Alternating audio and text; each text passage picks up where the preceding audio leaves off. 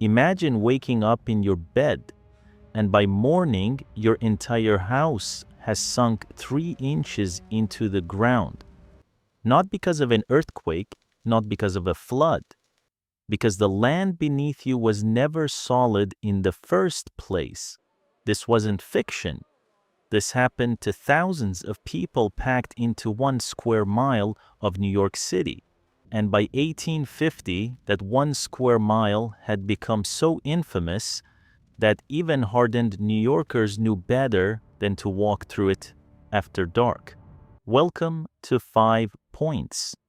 If you've watched Gangs of New York, you probably think you know this place. You don't. Hollywood showed the blood, the gangs, the chaos, but it barely touched the real horror underneath it, and it completely missed the strange brilliance that came out of it. Because 5 Points was not just a violent slum.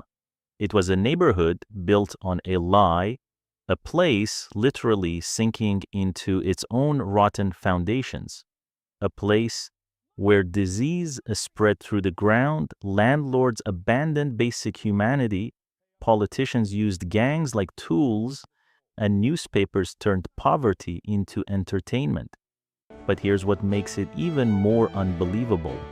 Inside this same nightmare, one of the most important pieces of American culture was being born. By the end of this video, you'll understand why 5 Points existed, why it became so dangerous, how deep the corruption really went, and how a dance born in a basement here helped shape modern tap. And to understand any of it, we have to start with the ground, because that's where everything went wrong. Before 5 Points was a slum, it was a lake, a deep, spring-fed pond called the Collect Pond. The water was so clean that colonial New Yorkers drank straight from it. But then, in the late 1700s, tanneries and slaughterhouses moved in around its edges, and they started dumping waste directly into the water. Animal remains, chemicals, blood, rotting scraps. Within a few decades, this once clean lake had become a toxic dead zone. So the city made a decision that would poison the future of the neighborhood. Instead of fixing the problem properly, officials chose the cheap option. Between 1802 and 1813, workers leveled a nearby hill called Bunker Hill and dumped all that dirt straight into the pond.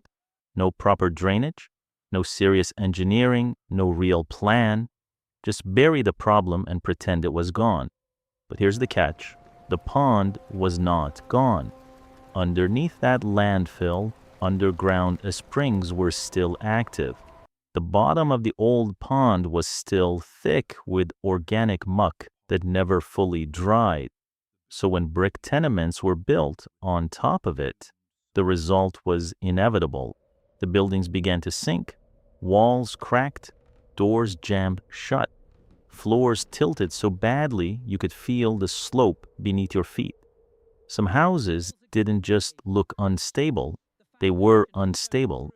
And this is the part most people miss. That physical instability was the root of everything that came after.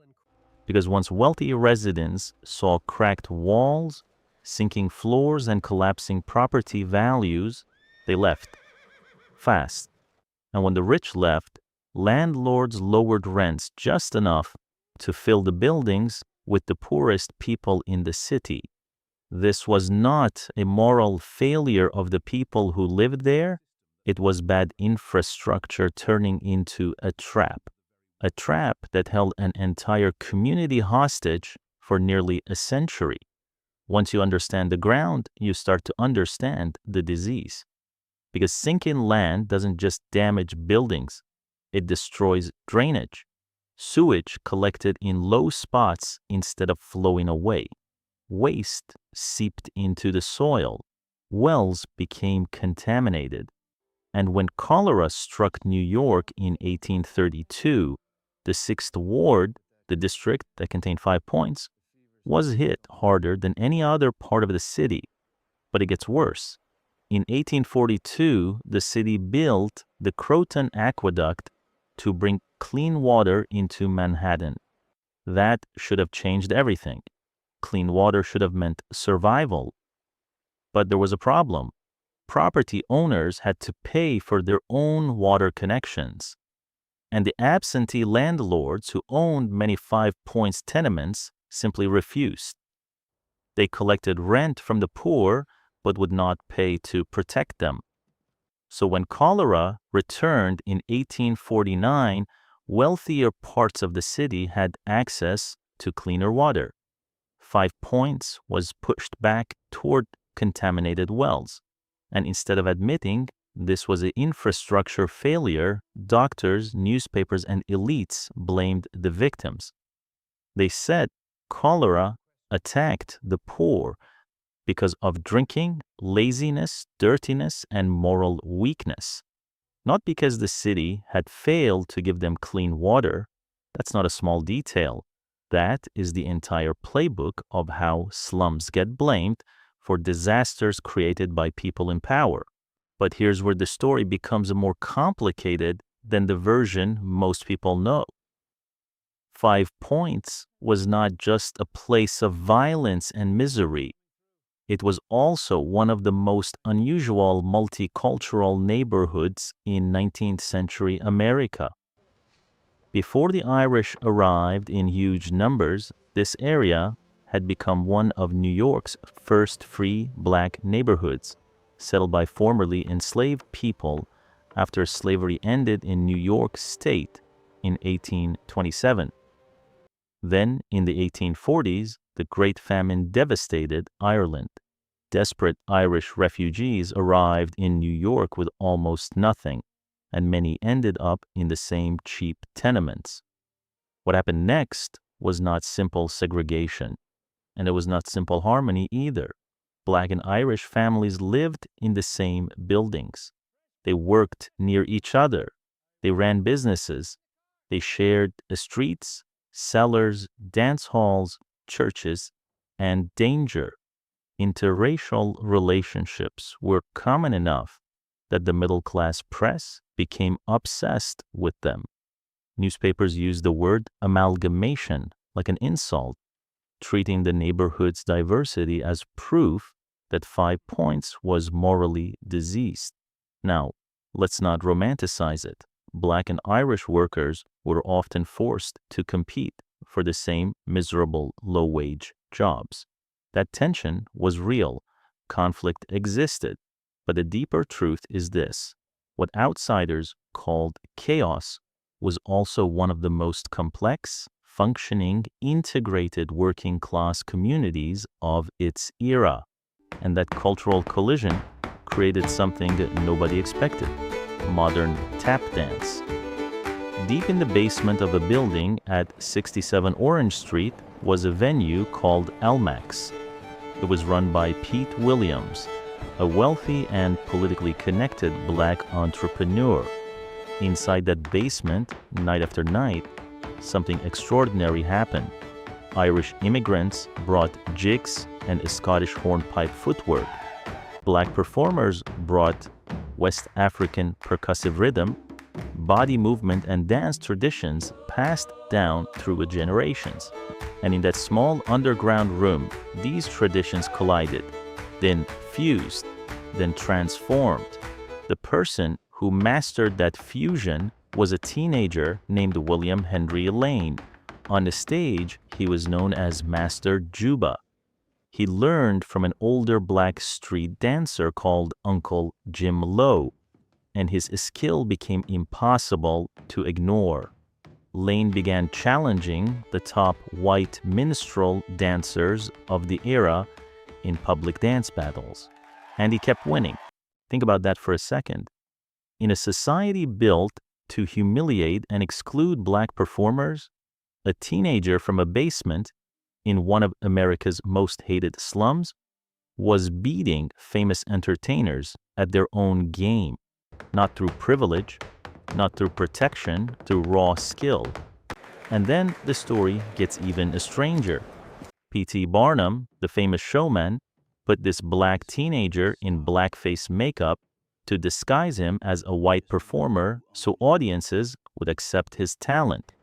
Lane later became the first black performer to tour with major white minstrel troupes. So every time you see tap dance today, on Broadway, in films, on stage, you're watching a descendant of what happened inside that Five Points basement. Now, most people also get the money part wrong. The usual assumption is that famine Irish immigrants were permanently broke, permanently desperate, and permanently trapped. But the bank records tell a different story. In 1850, the Emigrant Industrial Savings Bank opened just a few blocks from 5 Points. Its purpose was to help Irish immigrants protect their money from predatory street hustlers and fraud. And when researchers later studied the deposit records, they found something surprising. Street peddlers, people selling fruit, glassware, and small goods from push carts, were quietly saving serious money. A fruit peddler named Matthew Quoniham built up a balance of more than $500 within a decade through small, consistent deposits. A widow named Ellen Holland arrived in America with almost nothing after the famine, and within about 10 years, she had rebuilt more than $200 in savings on her own. That was not luck. That was a strategy. These families were saving tiny amounts again and again to survive unstable work, protect themselves from disaster, and eventually bring relatives from Ireland to America. So no, 5 Points was not simply a dead end. For thousands of people, it was a launch pad, a brutal launch pad, an unfair launch pad, a dangerous launch pad, but still a launch pad. Now let's zoom out because this is where myth and reality collide the hardest. The gangs. Everyone imagines 5 Points gang members as killers roaming the streets, turning the neighborhood into a battlefield every night. The gangs were real. The violence was real. But the legend was bigger than the truth. When historians went back through court records and coroner reports, they found something unexpected. The murder rate in the 6th Ward was not actually higher than the rest of the city. So why did 5 Points become known as the most dangerous slum in America? Because newspapers made money from fear, and politicians needed a reason to control immigrant neighborhoods. But here's the part that changes the whole picture. The dead rabbits, the roach guards, the 40 thieves. These gangs were not just independent criminal empires, they were tied directly into Tammany Hall, the city's political machine. Political bosses used gang members on election day to intimidate voters, attack opponents, and stuff ballot boxes. In exchange, gang members received protection from police prosecution. So the so-called criminal gangs of 5 Points were often not outside the system. They were working for it. Unofficially, they were employees of New York's political machine. That corruption exploded on July 4th, 1857, during what became known as the Dead Rabbits Riot. At the time, New York had 2 rival police forces literally fighting each other for control of the city. In the middle of that chaos, gangs from 5 Points launched a massive raid on a rival gang's clubhouse. Then the violence spread. More than 1,000 people fought in the streets for 2 days. Bricks, iron bars, firearms, bodies on the pavement. The fighting became so intense that the state militia had to step in. Roughly a dozen people died, and this single riot helped force the city to reorganize its police system, which means the modern NYPD exists in part because of what happened in the streets of 5 Points. So how does a neighborhood this important simply vanish from the map? The answer is not mystery. It is deliberate erasure. In 1852, Christian missionaries bought the most infamous building in the Slum. It had once been a brewery, then became a tenement so overcrowded that up to 1,000 people lived inside its filthy, windowless rooms. They tore it down. Then, between 1885 and 1895, the city bulldozed the most densely packed section of the neighborhood and turned it into a park. And to make the old 5 Points even harder to recognize, the city renamed the streets around it. Anthony Street became Worth Street. Orange Street became Baxter Street. Cross Street became Park Street. The names changed. The buildings disappeared. The old intersection was erased. Today, almost nothing remains. Courthouses and government buildings stand where the worst tenements once stood. Chinatown absorbed much of the surrounding area, and there's only one tiny surviving piece of the old street layout left, a short stretch now called Moscow Street. Most people walk past it without realizing they are standing on top of one of the most important and misunderstood neighborhoods in American history. So what was 5 Points really? It was not just a slum built on bad luck. It was a neighborhood built on literal engineering failure. Unstable land, poisoned drainage, and collapsing buildings that trapped the poor in conditions the wealthy had already escaped. It was not just racial conflict. It was also one of the most genuinely integrated communities of its time, terrifying outsiders precisely because it did not fit their story.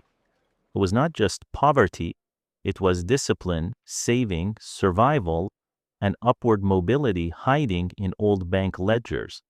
And it was not just violence, it was political corruption wearing a gang's mask. Corruption that helped reshape how New York City was policed. 5 Points was ugly, it was dangerous, it was exploited, but it was also creative, strategic, multicultural, and deeply human. That is why the real 5 Points is more disturbing than the myth, because the myth says poor people created a slum. The truth is much harder to face. The slum was engineered first. Then the people trapped inside it were blamed for surviving there. And 5 Points is not even the darkest slum in history. There was another one on a different continent that made this place look almost tame. That is the next video. Subscribe now so you don't miss it.